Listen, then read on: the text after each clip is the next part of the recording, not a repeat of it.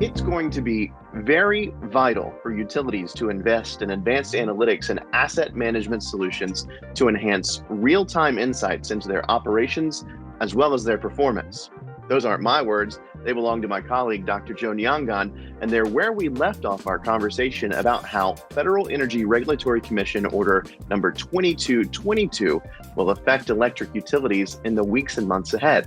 Hi there, my name is Philip Jones, and I work in the U.S. Energy Business Unit at SAS. Joe, let's continue that conversation we've been having about FERC Order number 2222. And let's start with that last conversation that we had. In part 2 of this video series, you told us about 4 use cases in DER aggregation that this order will unlock in wholesale electricity markets. Now, of those 4, which use case do you expect to resonate most with consumers, utilities, and DER aggregators? Thanks again, Philip. And so the 4 use cases you're referring to include residential behind-the-meter generation, like customer-sided distributed solar, front-of-the-meter distributed connected resources, residential demand response devices like smart thermostats, and frequently dispatched distributed energy resources like electric vehicles, electric buses, or workplace electric vehicle charging stations. Now, a lot has been written about distributed solar electricity, but electric vehicle is a key DER use case to watch in terms of growing consumer demand and investments that governments, utilities, and the private sector have committed for its development.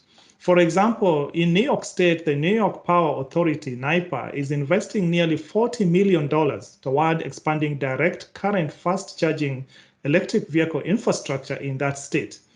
Currently, there are roughly 100 vehicle agnostic fast charging states in New York, and NYPA aims to install nearly 200 higher power chargers, which are capable of 15 to 30 minutes charging times by the end of the year.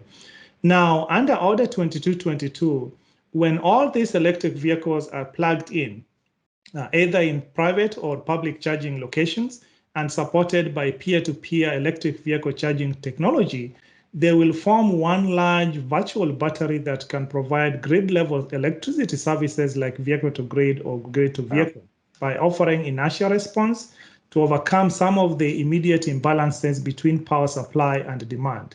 But from a grid analytics perspective, the expected growth in electric vehicle is a load capacity constraint, is a forecasting as well as optimization challenge for power grids. This is because electric vehicle represents a growing segment of electricity demand that is mobile on timescales not previously seen in the electric power sector. The impact of high electric vehicle penetration on the grid would be evident in the results of reliability measures of failure and maximum SAIDI, that is the system average interruption duration indices, or SAIFI, system average interruption frequency indices. Our EV future just gets more and more intriguing. That's interesting to hear. Well, let's go back to part 1 of our discussion. Then you said that FERC Order 2222 creates a level playing field for all resources, which would mean there would be more efficient operation and planning in the wholesale electricity market. So tell me then, what's the role of analytics in fostering that level playing field? That's an excellent question, Philip. And you know, we love everything to do with analytics. Now, that question gets into the core of the FERC Order 2222. Now, to establish a level playing field for all resources, cost-reflective electricity prices and regulated charges should be based only on what is metered at the point of connection to the power system, rather than the specific devices behind the meter. Now, furthermore, these cost-reflective prices and regulated charges should be symmetrical with DER aggregation and injections at a given time and place, and compensated at the same rate that is charged for withdrawal at the same time and place within the grid. So what role can analytics play here in creating this level playing field? Now, first, flat volumetric tariffs are no longer adequate for today's power system that are becoming more distributed.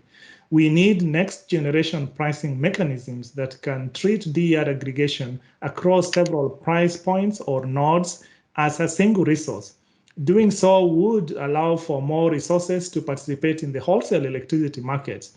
Also, distributed energy resource aggregation allows for energy services to move upward from the distribution system to the wholesale market, which is the exact opposite flow of the traditional bulk power system.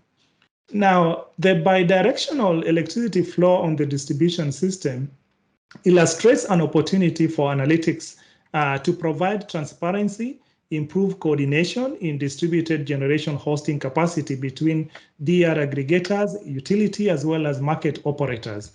And lastly, to foster this level playing field for all resources, utilities will require an end-to-end DER orchestration solution in the form of network digital twin to coordinate how they model, how they monitor, forecast, and ultimately control and dispatch DERs to ensure that both the demand side and supply side resources are in full sync.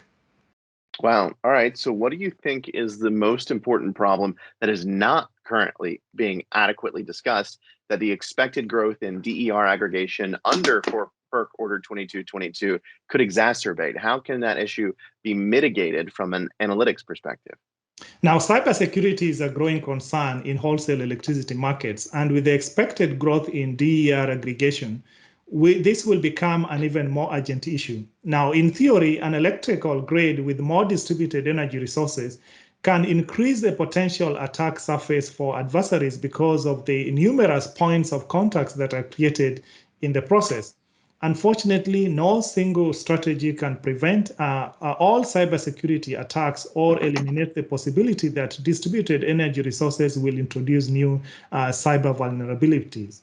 Now, take, for example, electric vehicle that we referred to earlier.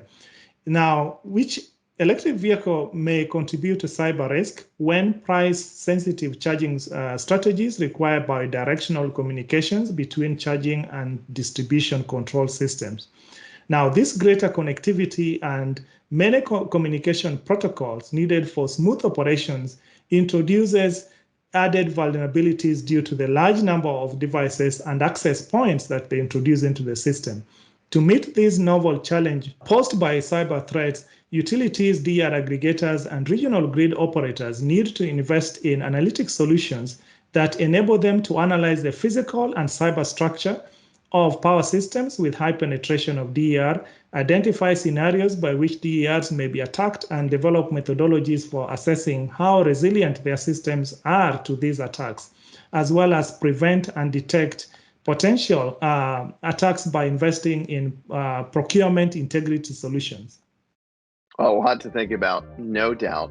Thank you for all of that insight, Joe. Joe and I will be back next week to talk specifically about how SaaS is uniquely suited to help electric utilities solve all these challenges that Joe just outlined. Until then, be sure to catch the first two parts of our conversation about all this. All you have to do, just check the comments on this post for those links.